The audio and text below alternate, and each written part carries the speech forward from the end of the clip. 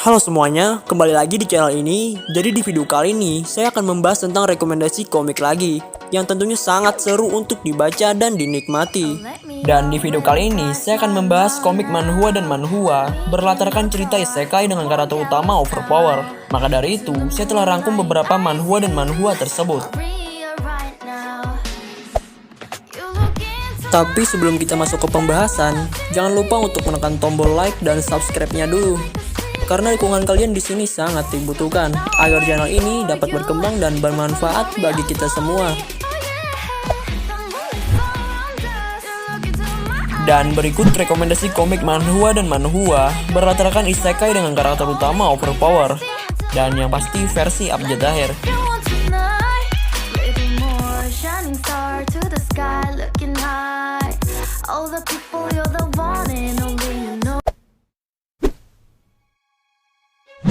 Pertama ada manhwa yang berjudul Beginner's Test for Infinite Power. Manhwa ini menceritakan tentang di mana sebuah kerajaan bernama Ainz sedang mengalami kudeta yang membuat orang-orang di kerajaan berserta rajanya dibantai habis oleh pasukan musuh. Dan pada saat itu, sang raja yang sudah sangat sekarat menggendong seorang bayi laki-laki, dan raja tersebut menyerahkan bayi laki-laki tersebut kepada kesatria kerajaan kepercayaannya untuk dititipkan dan dirawat. Bayi laki-laki tersebut diberi nama Simon. Ya, si Simon ini dibesarkan oleh mantan kesatria kerajaan beserta keluarganya cukup penuh dengan kasih sayang. Hingga suatu hari, rumah Simon dan keluarganya dikepung oleh pasukan musuh yang ditugaskan untuk membunuh sisa-sisa keturunan kerajaan Ainz, yaitu termasuk pangeran Simon. Keluarga angkat Simon berusaha melindungi Simon agar tidak terbunuh. Namun karena hal itu, membuat seluruh keluarga angkat Simon dibantai habis, yang menyisakan adik angkatnya yang diculik. Dengan upaya keluarga angkatnya, Simon berhasil kabur dari pembantaian tersebut. Dengan perasaan tertekan, dia bertekad untuk membalas dendam. Jadi dimulailah kisah seorang pangeran kerajaan yang bertujuan membalas dendam dimulai.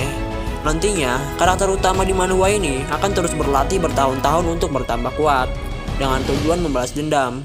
Untuk sifat karakter utama di manhwa ini mungkin sedikit naif, tapi naifnya tersebut ketolong oleh kekuatan overpowernya. Oleh karena itu, membuat karakter utama di manhwa ini cukup ideal untuk karakter utama overpower. Dan untuk chapter manhwa ini telah berkisar 35.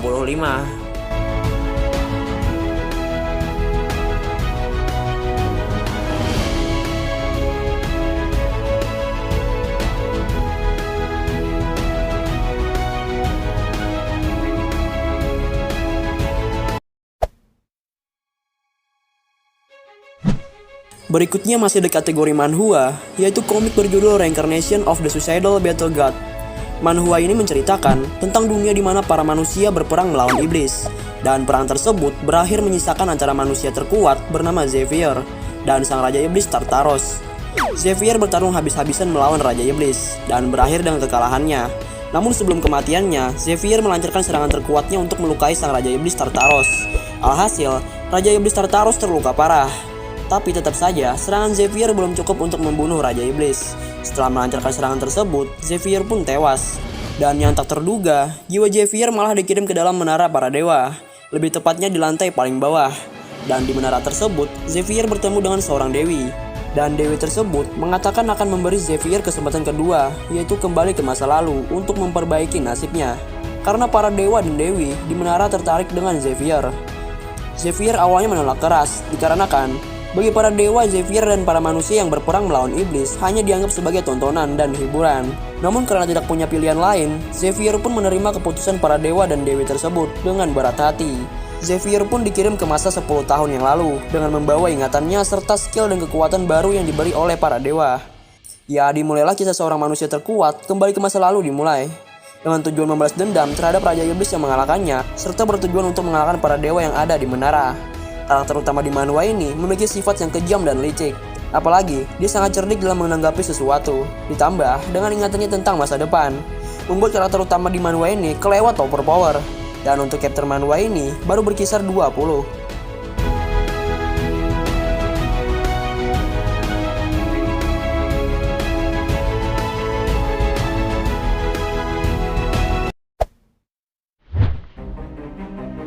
Berikutnya ada manhwa yang berjudul My Path to Killing God in Otherworld.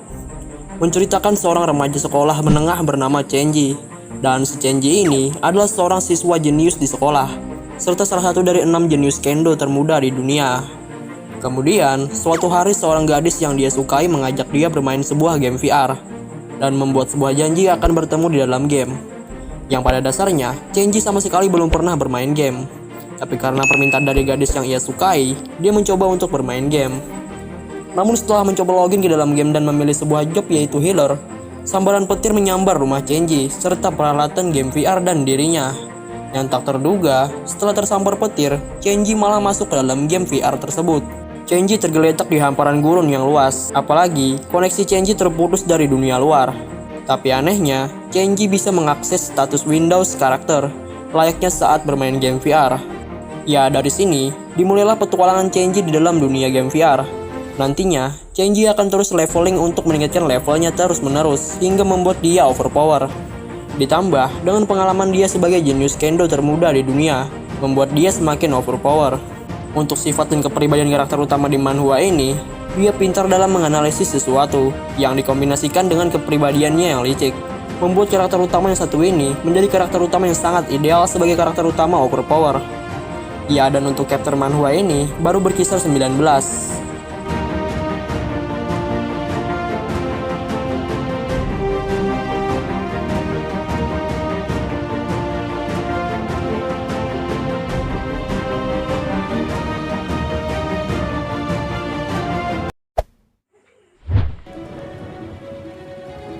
Berikutnya masih di kategori manhwa, yaitu komik berjudul Supreme Magic Weapon. Jadi manhwa yang satu ini menceritakan tentang seorang ilmuwan jenius abad ke-23 yang berhasil menemukan sebuah penemuan teknologi yang sangat canggih. Namun setelah berhasil menciptakan penemuannya, laboratorium tempat dia meneliti meledak bersamaan dengan dirinya. Namun anehnya, dia malah bereinkarnasi ke sebuah dunia sihir sebagai anak kecil berumur 10 tahun bernama Sound. Apalagi, teknologi canggih penemuannya juga ikut terbawa ke dunia tersebut bersama dirinya. Ya, dimulailah kisah seorang ilmuwan jenius yang bereinkarnasi ke dunia sihir dimulai. Nantinya, karakter utama di manhwa ini akan menggunakan penemuannya itu untuk berlatih di dunia sihir tersebut, hingga membuat karakter utama di manhwa ini overpower secara instan. Bisa dibilang kayak nge-cheat gitu. Dan untuk sifat karakter utama di manhwa ini yang saya sangat suka. Contohnya, dia dengan berwajah pura-pura polos yang sebenarnya punya akal yang licik dan sangat badas. Dan manhwa ini dilengkapi dengan unsur komedi yang sangat kocak dan pasti tidak akan garing komedinya. Untuk chapter manhwa ini telah berkisar 10 chapter. Dan selamat membaca.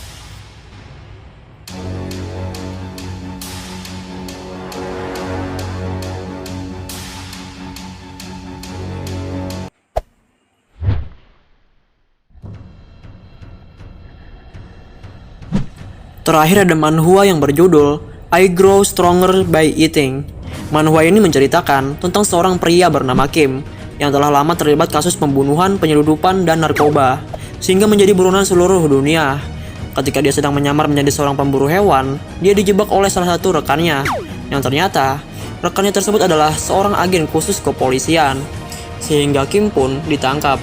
Namun ketika penangkapan, Kim mengeluarkan senjata rahasianya yang membuat dia bertahan sampai sekarang sehingga menjadi buronan seluruh dunia.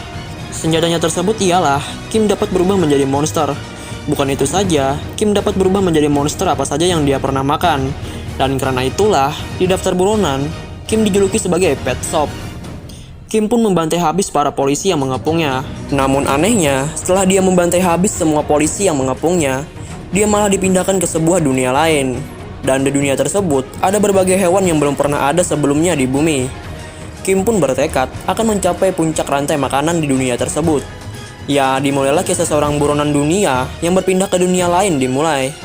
Nantinya, karakter utama di manhwa ini akan mengalahkan monster-monster di dunia tersebut secara bertahap dengan cara memakannya, hingga membuat dia menjadi overpower.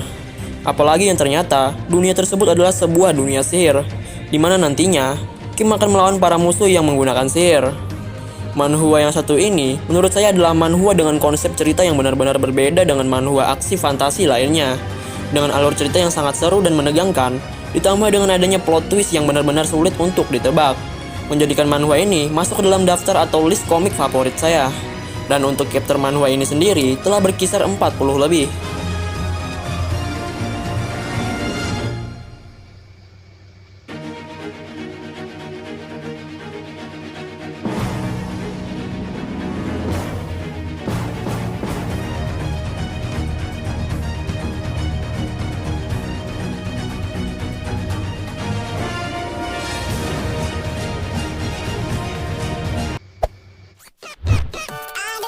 て途方に暮れた明るい未来へ先生は言うけどどっちに歩い